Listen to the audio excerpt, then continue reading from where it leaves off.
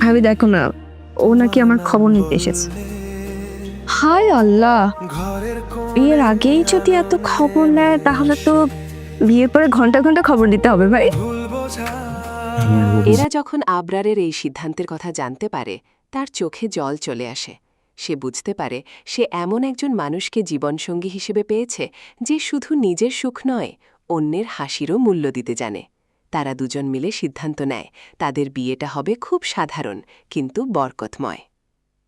গল্পের শেষে দেখা যায় আবরার আর এরা সেই পুরনো স্মৃতিমাখা পোশাক পরে পাশাপাশি বসে আছে। তাদের চোখে মুখে বিলাসিতার চেয়ে বেশি প্রশান্তি।